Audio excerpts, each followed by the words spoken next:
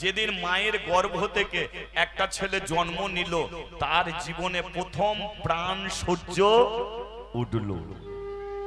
ছেলেটা বড় হচ্ছে, বেলা বাড়ছে, এই ছেলেটারই একদিন বয়স হবে, মাথার চুল পেকে সাদা হবে, এই ছেলেটাই একদিন বিছানায় পড়বে, জল পর্যন্ত আর ঘিরতে পারবে না, সেদিনকে প্রাণ সূর্য ডুবে যাবে। তাই তো এই প্রাণ সূর্য ওঠে আর প্রাণ সূর্য ডোবে। আমরা বলি কি, ওই দেখ ঠাকুমা যেন আবার এসেছে, ও ভুল, ঠাকুমার আসবেন। এ বিশ্বজিৎ খাঁড়া যদি চলে যায়, নতুন করে বিশ্বজিৎ খাঁড়া আসবে না। কারণ এই আত্মা, এর জন্মও নেই, মৃত্যুও নেই। মানুষ যেমন পুরনো জামা ছেড়ে নতুন জামা পরে, তদ্রূপ এই ভেতরের প্রাণ পুরাতন শরীর ছেড়ে আবার নতুন শরীরে প্রবেশ করে। তাহলে যে চলে গেল সে কোনোদিন আসেনি। দেখবেন সমুদ্র থেকে ঢেউ ওঠে, কথাগুলো শুনবেন, সমুদ্র থেকে ঢেউ উঠলো, সেই ঢেউটা ভেঙে গেল, ভেঙে গেলে আবার সেই জল থেকেই ঢেউ তৈরি হয়। বলো সেই ঢেউটা কি আর তীরে ধাক্কা খায়? খায় না। ঢেউ উঠলো, ভেঙে গেল, আবার জল থেকে ঢেউ তৈরি হলো, কিন্তু মাঝখানে যে ঢেউটা উঠলো সে তীরে এসে আর থাকে না। তদ্রূপ মাটি থেকে কলসি তৈরি হয়। এই যে মাটি থেকে কলসি তৈরি হয়, বলো হাজার কলসি মাটি থেকে তৈরি হলো, কিন্তু কলসিগুলো যদি ভেঙে দেয়া হয় তাহলে মিশে যাবে কোথায়? আকাশে মিশবে না মাটিতেই মিশবে? মাটিতেই মিশবে। তদ্রূপ এসেছি আমরা পৃথিবীতে, এখান থেকে যাওয়ার আর কোনো রাস্তা নেই। এ মাটিতে এসেছি, এ মাটি থেকেই চলে যেতে হবে। তবে সব মানুষ যেমন সমান জায়গায় থাকে না, তদ্রূপ মাটি থেকে কলসি তৈরি হয়, সব কলসিও দেখবেন এক জায়গাতে থাকে না।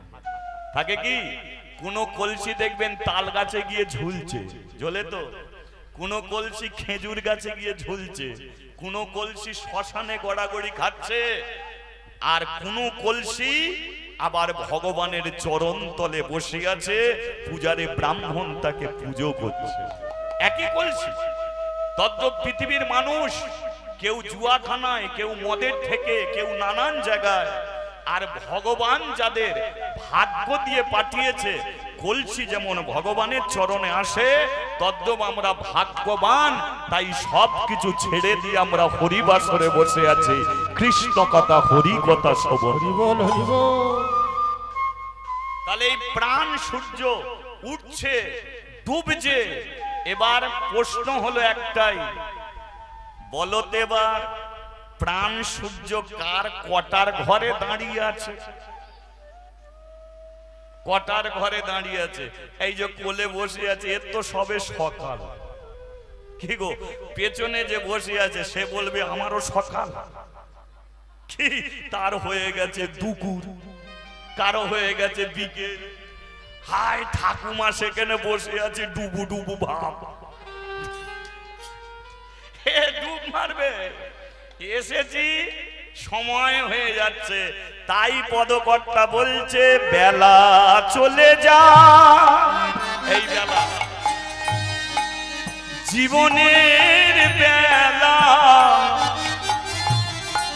আমাদের যায় চলে যা,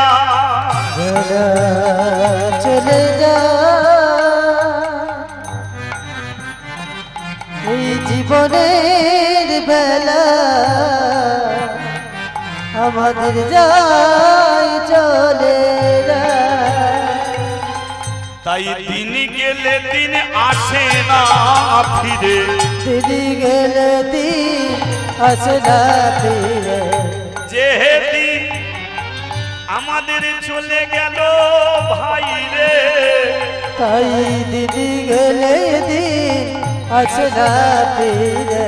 তাই সময় হতে এই বদনেতে তোরা একবারে হরি বলে রে সময় হতে এ বদনে একবার হরি বলে রে বলার সময় পাবো না রে তোর সময় হতে বলে রে বলার সময় চলে তোর যাবে সময় হতে বলে রে এমন দিন আর থাকবে না তোর রে সময় হতে বলে রে এমন দিন আমাদের চলে তোর যাবে সময় হতে বলে রে আরে দেরি করিস না রে সময় হতে বলে রে এমন জন্মে পাবো না তোর রে সময় হতে বলে রে তাই একবারে উলুধ্বনি দেয়া যাবে আচ্ছা একবারে হরি ধ্বনি হরিবল হরিবল হরিবল তোরা দিয়ে সব একবার শঙ্খ ধ্বনি দিয়ে যাবে করে করো তালি আজ তুলসীর মালা কণ্ঠে ধরে রাধে দয়া করো হা কৃষ্ণ দয়া করো বলে ভক্তগণ সবাই আজ মিলে হরি হরি হরি বলে এমন দিন আর আরে হরি হরি হরি বলে উর্ধে দুটি বাহু তুলে হরি হরি হরি বলে উর্ধে দুটি বাহু তুলে হরি হরি হরি বলে উর্ধে দুটি বাহু তুলে হরি হরি হরি বলে উর্ধে দুটি বাহু তুলে আমাদের দিন গেলে দিন আমাদের দিন গেলে দিন গেলে দিন আসবে কি আর এমন দিন ফিরে দয়া আর আসবে কি আর এমন দিন ফিরে দয়া আসবে কি আর আসবে কি আর এমন দিন ফিরে হ্যাঁ বলিয়ে চৈতন্য মহাপ্রভু কি সবাই বলল না তাই আর একবার বলিয়ে নিতাই চাঁদ কি বাড়লে আর একটু বাড়তে পারে তাই আর একবার বলবো বলিয়ে রাধা মাধবে কি হ্যাঁ আজকে যে বিষয় নিয়ে আপনাদের কাছে চর্চা করব আজকে যে লীলা আপনাদের কাছে পরিবেশন করব এই চুপ কর না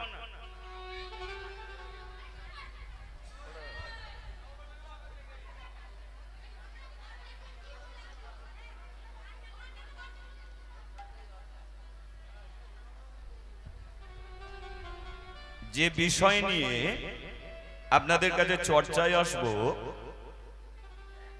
যে লীলা শুনবেন আমার মুখ থেকে লীলাটার নাম হলো জাতি ভেদ কি শুনবেন জাতি ভেদ এই জাতি ভেদটা কি না মহাপ্রভু যখন আসেনি তখন একটা সমাজ ছিল মহাপ্রভু এসেছেন 537 বছর আগে কিন্তু মহাপ্রভু যখন আসেনি তখন আমাদের ঘরে 4 ভাগে ভাগ করে রেখেছিল এ সমাজ ব্রাহ্মণ ক্ষত্রিয় বৈশ্য শূদ্র ব্রাহ্মণরা যাগযজ্ঞ করবে ক্ষত্রিয়রা দেশ শাসন করবে বৈশ্যরা ব্যবসা বাণিজ্য করবে আর ছোট জাতের মানুষগুলো তারা পরের বাড়িতে কাজ করে পেটে রোজগার করবে তাহলে এ থেকে কি বোঝা গেল জানেন যে আজকে দেখুন ওখানে মন্দির ওখানে মন্দির, এখানে মন্দির, এই স্থানটায় দেখো চারিদিকে মন্দিরে ঘেরা। কিন্তু মহাপ্রভু যখন আসেনি, মন্দির অনেকে করতে পারবে, কিন্তু মন্দিরের চৌকাঠে যে সে পা রাখতে পারবে না। ব্রাহ্মণ ছাড়া মন্দিরের চৌকাঠে কোনোদিন ছোট জাতের মানুষ পা রাখতে পারত না। ব্রাহ্মণ ছাড়া ভগবানকে প্রণাম করার অধিকার কারো ছিল না। ব্রাহ্মণরাই ভগবানকে ডাকবে, ব্রাহ্মণরাই পুজো অর্চনা করবে, ব্রাহ্মণদেরই ছিল ভগবান। বাংলার মাটিতে নেমে এলো মহাপ্রভু।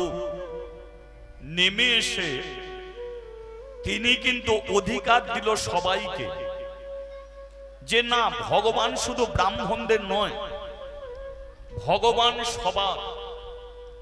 ভগবানের ঘরে সবাই যাবে, ভগবানের চৌকাঠে সবাই পা রাখবে, ভগবানকে সবাই প্রণাম করবে।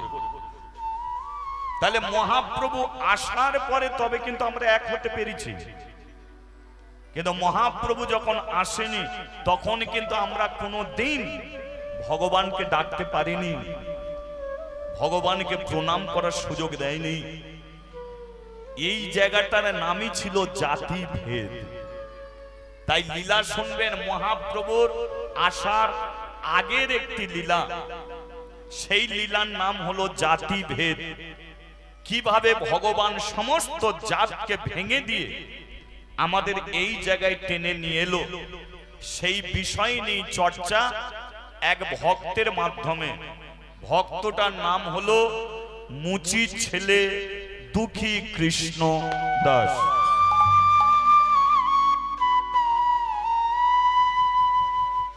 শুনতে থাকুন।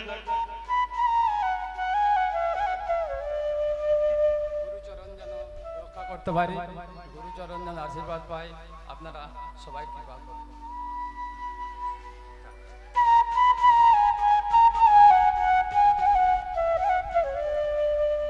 তাহলে আস্বাদন করছি আমরা।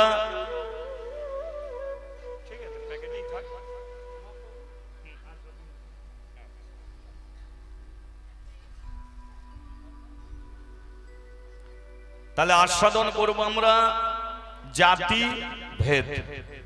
ঠিক আছে, আমি বলতে থাকি, আপনারা শুনতে থাকুন। আপনারা শুনছেন তো? শুনছেন তো নাকি? আচ্ছা, যে যে শুনছেন না একবার হাত তুলুন।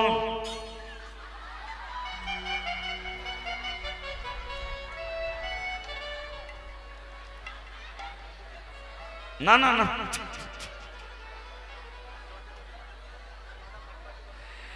না না, আমি বলছি যে যে, না না, ঠিক আছে, এগুলো ভুল হতেই হবে। কারণ শোনার জন্য কি দিয়েছে এখানে? কান। যতক্ষণ থাকবেন, আমি বলে দিচ্ছি, কানকে সোনার কান করুন। যদি পিতলের কান হয়, যদি তামার কান হয়, যদি লোহার কান হয়, তাহলে বসে হবে, শোনাও হবে, কিন্তু ধরে রাখতে আপনি কিছু পারবেন না। আর যার প্রকৃত সোনার কান, তাহলে দেখবেন আপনি ঘাড় ঘোরাতে পারবেন না, আপনি এদিক ওদিক তাকাতে পারবেন না। কিভাবে যে আপনার জীবন থেকে সময় কেটে যাবে আপনি অনুভবই করতে পারবেন না। জীবনে যা করবেন মন দিয়ে করুন, সে কাজের মধ্যে একটা প্রশংসা পাবেন। বাড়িতে রান্না করবেন, মন দিয়ে করুন, রান্না আপনার ভালো হবে। নালে রান্নাও করবেন আর ফেসবুকও দেখবেন, ও 2-3 বার করে নুন দেবেন, ও বাড়ির লোক ঝামেলা করবে। এইসব ছেলেগুলোকে শিক্ষা দেবেন। এরা যদি মন দিয়ে পড়ে, এরাই পাস করবে, ভালো ডিগ্রি অর্জন করতে পারবে। আর এদের মন যদি চঞ্চল হয়, নামই বই খোলা, ও শুধু গোল্লা ছাড়া আর কিছু পাবে না। তাহলে মনটাকে কাজে লাগিয়ে দিন। লীলা আস্বাদন করছি কি?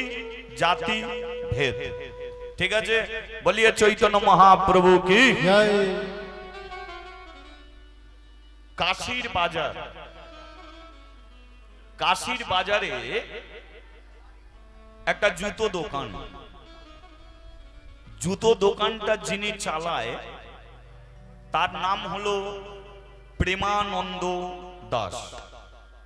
বয়স হলো তার 70 বছর। কত বললাম?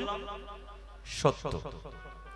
তার স্ত্রীর নাম হচ্ছে সুধাময়ী, বয়স হচ্ছে 60 বছর। তাহলে প্রেমানন্দ 70, সুধাময়ী 60। এখন এদের সংসারে প্রত্যেক দিন যে ভালো মন্দ করে কিছু খাবে তা জোটে না, কারণ জুতো দোকানটা বিক্রির চেয়ে সেলাইয়ের কাজ বেশি হতো। কিন্তু যার বয়স 70 বছর হয়ে গেল তার কি চোখ আর ভালো থাকবে? তাই সেলাইও করতে পারে না, বিক্রিও হয় না, কোন রকমের সংসার চলে। কিন্তু প্রেমানন্দর একটা অভাব, অভাবটা কি? 70 বছর বয়স, এখনো সে বাবা হতে পারে, কিন্তু বাবা হবার যে ইচ্ছা সেটাও সে মন থেকে ছাড়তে পারেনি। এখনো তার ইচ্ছা বাবা হতে চায়, এখনো তার ইচ্ছা বাবা হবে। একদিন জুতো দোকানে বসে আছে, প্রেমানন্দ চিন্তা করলো যে একটা ছেলে পাওয়ার জন্য তো আমি চারিদিকে ছুটে বেরিয়েছি, এটা তো মুচিপাড়া, পাশের গ্রামটা হচ্ছে ব্রাহ্মণপাড়া, ওখানে একটা পুরাতন কৃষ্ণ মন্দির আছে, আমি গিয়ে একটু কৃষ্ণ চরণে মানত করব, যদি ভগবান কৃপা করে আমাকে একটা সন্তান দেয়। সকালবেলা জুতো দোকান বন্ধ করে প্রেমানন্দ চলে গেছে ব্রাহ্মণপাড়ার কৃষ্ণ মন্দিরে। আর সেই কৃষ্ণ মন্দিরে সিঁড়িতে যখনই পা দিয়েছে, ওপর থেকে পূজারী ব্রাহ্মণ বলে উঠল, কে রে?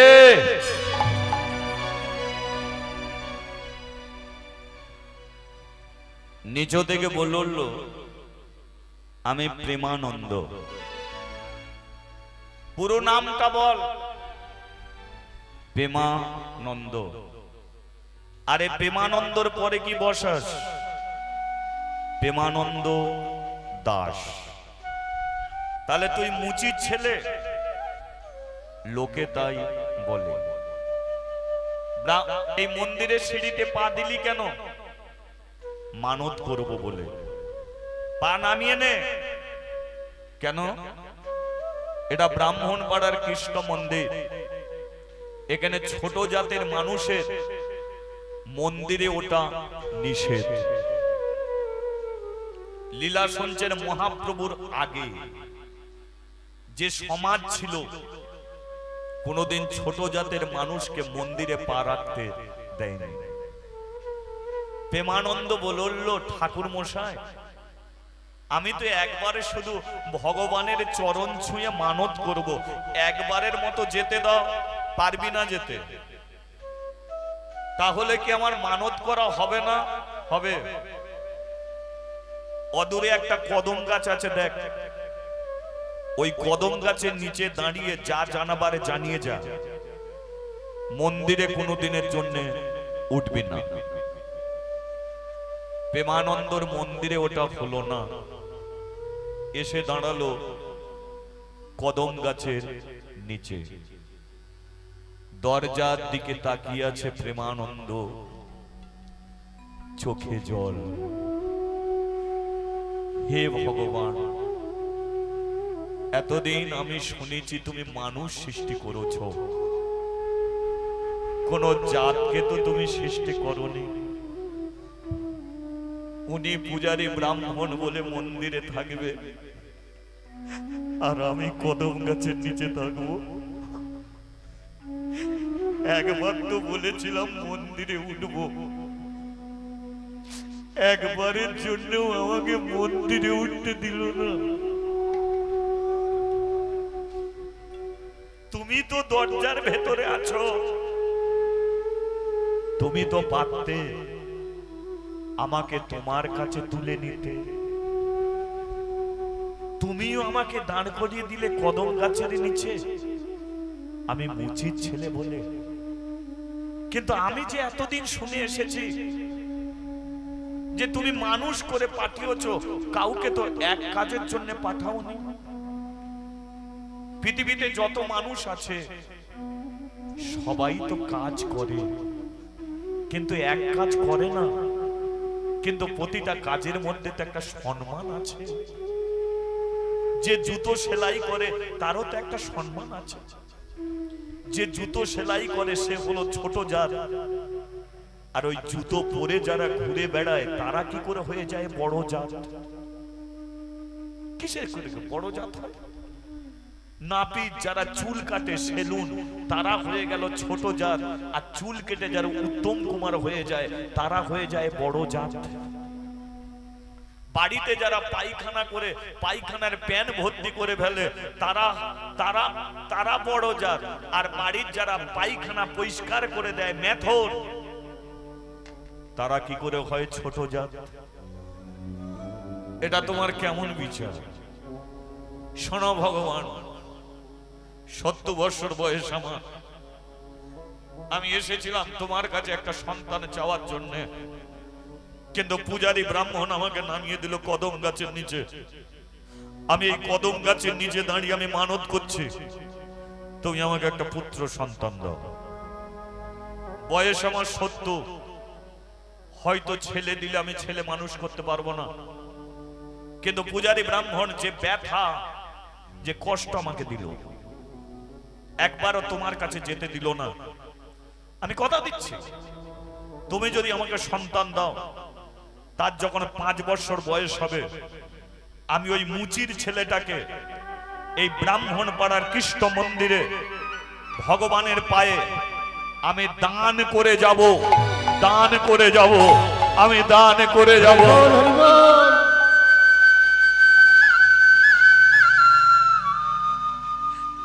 আমি ভগবান দেখব,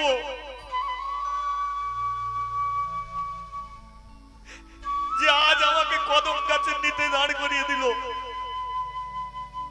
কিন্তু যেদিন আমার ছেলেকে তোমার পায়ে দান করে যাব, সেদিনকে দেখবো তুমি কি করে তাকে কদম গাছের নিচে দাঁড় করাতে পারো।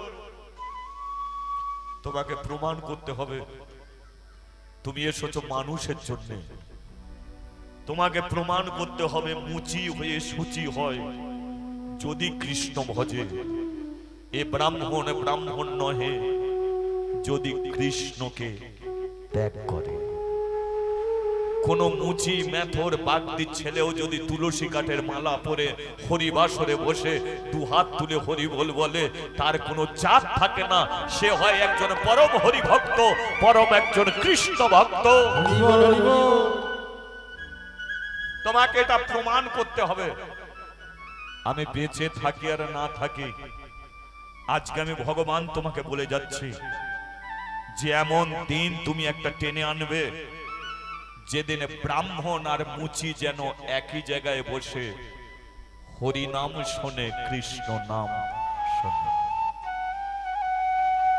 চলে গেল প্রেমানন্দ। আচ্ছা, সুদাময়ীর বয়স কত বলেছি আপনাদের মনে আছে?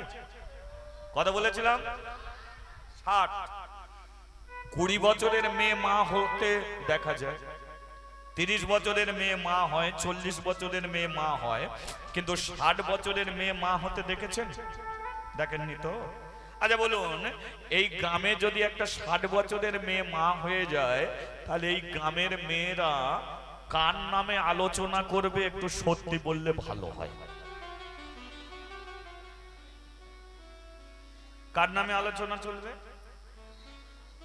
ও ছাড়া আর কারো নামে চলবে? কলের ধারে ঘাটের ধারে মুচিপাড়ায় একটাই আলোচনা চলছে, দিদি কি যুগ পড়লো, 60 বছরে বুড়ির পেটে বাচ্চা।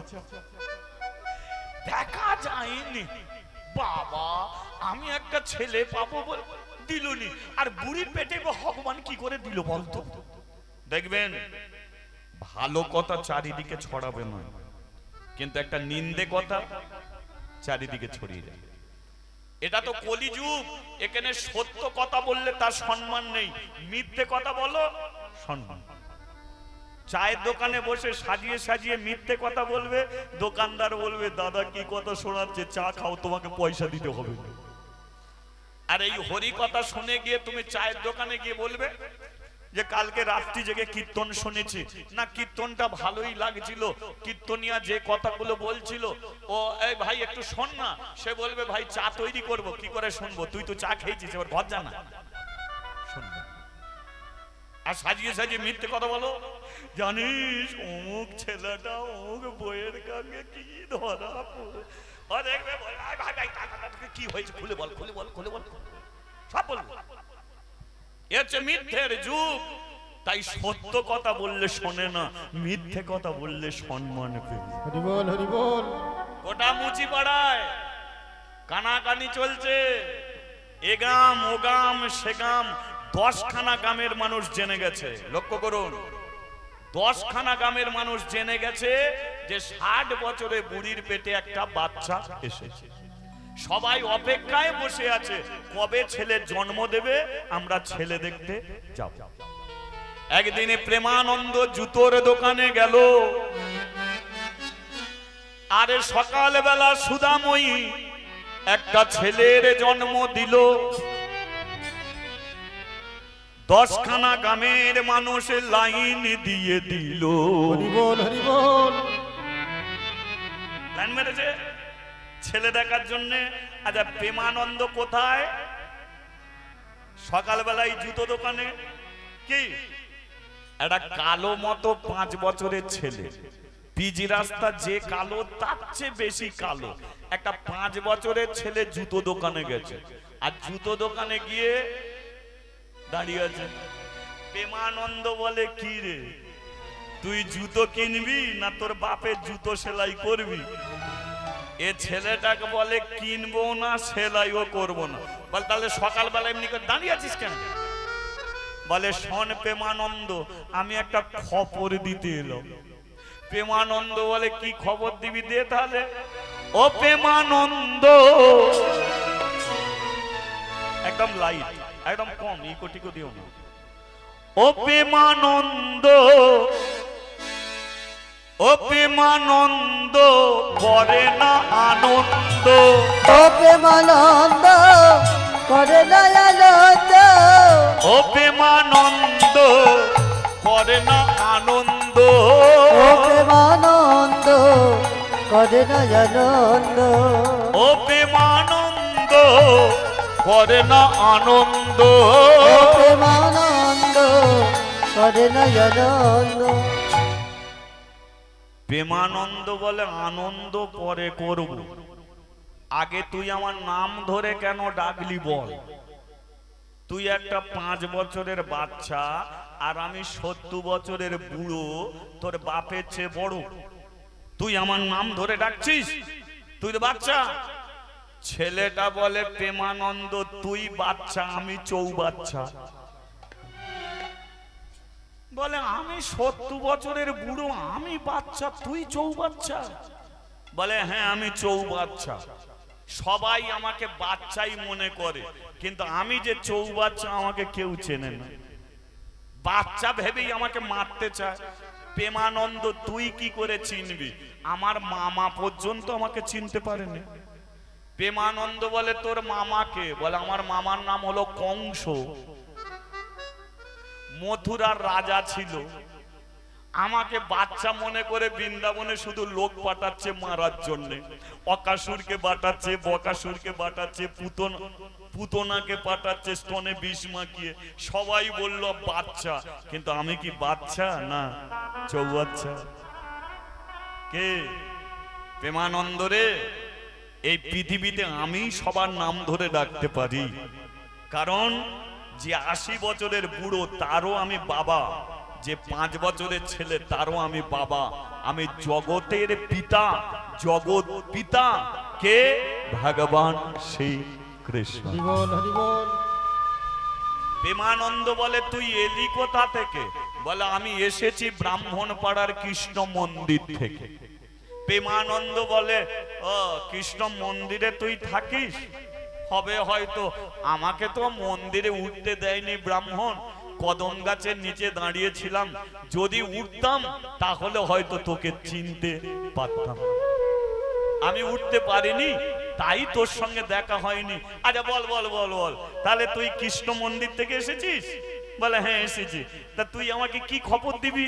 বলে শোন, তুই বাবা হলি রে, বাবা হলি রে, বাবা হলি রে, তুই উলুধ্বনি উলুধ্বনি। তুই বাবা হলি রে, বাবা হলি রে, বাবা হলি রে, তুই বাবা হলি রে, বাবা হলি রে, বাবা হলি রে, বাবা হলি রে, তুই বাবা হলি রে, তুই বাবা হলি রে, বাবা হলি রে, বাবা হলি রে, তুই বাবা হলি রে। বাবা বয়াকা কি হয় বল? বয়াকা আর একটা বয়াকা কি করে বাবা হলো? বয়াকা বা বয়াকা বা দুটো বাকে যোগ করলে হয় বা বা। এবার বা মানে কি? বা মানে হচ্ছে সুন্দর। কি করে বুঝবে? তুমি কোনো জায়গায় ঘুরতে গেছো, বাস থেকে নামার সঙ্গে সঙ্গেই সেইখানের পরিবেশটা যদি তোমার মনে ধরে যায়, তাহলে মন থেকে তুমি কি বলবে? বাহ, ভারী সুন্দর জায়গায় এলাম, তাই তো? বিয়ে বাড়িতে গেছো, তোমাকে এক গ্লাস শরবত দিয়েছে, শরবতটা যদি ভালো হয় এক চুমুক দিয়ে কি বলবে? বাহ। আর শরবত যদি নুনে পোড়া হয়, ভাই তুই নিয়ে যা, আর বাবা বলবে? তাহলে বা মানে কি? সুন্দর। কি বা শব্দ কখন উচ্চারিত হয়? সুন্দর জিনিস দেখলে বা বলে। তাহলে এই যে বা বা, তাহলে বা মানে সুন্দর। ছেলেটা কি বোঝাচ্ছে শোনো, প্রেমানন্দ আমি যাকে তাকে সুন্দর বলি না, আমিও মন থেকে বা বলি। তবে কাদের বলি জানো? যারা চুরি করে, ডাকাতি করে, নেশা করে, যারা লোক ঠকিয়ে রাজপ্রাসাদ তৈরি করে, যারা চিটিংবাজি করে জীবন যাপন করে, আমি তাদের ঘরে বা বলি না। যারা দিনরাত্রি আমার চরণ স্মরণ করে, যারা সৎ পথে রোজগার করে সংসার চালায়, যারা পরচর্চায় পরনিন্দায় থাকে না, যারা একটা তুলসী কাঠের মালা পরে কৃষ্ণ ভজন করে, আমি তাদের ঘরে বা বলি। প্রেমানন্দ তুই বা, কেন জানিস? কারণ তুই পরচর্চায় পরনিন্দা করিস না। আমি জানি তোর দোকান চলে না, জুতো দোকান চলে না, তবু তুই কে বড় লোক হলো সেদিকে কোনোদিন নজর দিস না। আমি জানি কোনোদিন তুই ডাল ভাত খাস, কোনোদিন নুন ভাত খাস, কোনোদিন তুলসী পাতা দিয়ে জল খেয়ে কাটিয়ে দিস, তবু তুই পরের দিকে নজর রাখিস না। যা যা যা যা যা যা যা যা যা যা যা যা যা যা, ঘরে ফিরে যা, তুই ঘরে ফিরে যা, ও ঘরে ফিরে যা, তুই ঘরে ফিরে যা, ঘরে ফিরে যা, তুই ঘরে ফিরে যা। হ্যাঁ বলিয়ে রাধা মাধবে কি? জয়। দোকানে ঝাঁপ ফেলবি কি? প্রেমানন্দ বলে ফেলবো কি, ফেলে দিয়েছি। ছেলে দেখার জন্য বাড়ি যাচ্ছে। লক্ষ্য করুন, কুকুর বেড়াল অবলা পশু, তারা দেখবেন যাত্রার বাড়ির সম্মুখে গিয়ে বসে থাকে না। কাদের বাড়ির সম্মুখে গিয়ে বসে থাকে? যারা নিজেরা খায়, ওদের ঘরে খেতে দেয়, তাই তো?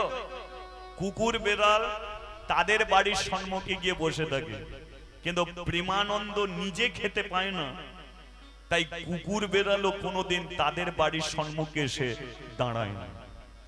আজকে প্রেমানন্দ এসে দেখলো যে হাজার হাজার মানুষ তার বাড়ির সম্মুখে ভিড় জমিয়ে দাঁড়িয়ে আছে। প্রেমানন্দ বয়স হয়ে গেছে, সে মনে মনে ভাবছে, এ কি আমি নিজের বাড়ি ছেড়ে কি অন্য কোনো বাড়িতে চলে এলাম? ছেলের আনন্দে না না, জিজ্ঞাসা করে নেওয়া ভালো। এই যে ভাই, তোমরা যে বাড়ির সম্মুখে দাঁড়িয়েছ, ব্যাপারটা কি? একজন বলে কেন, এই শোন, একটা 60 বছরের বুড়ি একটা ছেলে জন্ম দিয়েছে, আমরা ছেলে দেখতে এসেছি। প্রেমানন্দ বলে, তাহলে আমি ঠিক জায়গাতেই এসেছি, কারণ 60 বছরের বুড়ি তো আমার বউ ছাড়া আর কেউ নয়, ঠিক জায়গাতেই এসেছি। আনন্দ করে বলে, এই তোরা যে ছেলেকে দেখতে এসেছিস আমি হলাম তার বাবা। যেই বলেছে বাবা, বলে তুই লাইনে গিয়ে দাঁড়া, সকাল থেকে ছেলে দেখতে এসেছি, এখনো ছেলে দেখা হলো নি। এ বলে ছেলের বাবা, তুই লাইনে গিয়ে দাঁড়া। বলুন, যে 70 বছর বয়সে বাবা হয়েছে, সেই বাবাকে ছেলে দেখতে না দিয়ে যদি তাকে 1000 জনের পেছনে লাইনে দাঁড় করিয়ে দেয়া হয়, তার আনন্দ হয় না কষ্ট হয়? কি হবে? প্রেমানন্দ 1000 জনের পেছনে দাঁড়িয়ে চোখের জলে কাঁদছে। কান্নার কারণটা কি? ছেলে দেখতে পেল না বলে কাঁদছে না, কারণ সে জানে সন্ধেবেলা সে ছেলে দেখতে পাবে। তাহলে কান্নার কারণ জীবনের একটা বিশ্বাস, যে আজকে আমি 70 বছর বয়সে বাবা হয়েছি, এটা নিজের শারীরিক ক্ষমতার জোরে নয়, এটা কোনো মা কালীর কাছে, মা দুর্গার কাছে প্রার্থনা করে নয়, এটা কোনো গলায় তাবিজ বেঁধে নয়, এটা কোনো বার বেত করে নয়। আমি 70 বছরে বাবা হয়েছি একমাত্র ভগবানেরই কৃপা।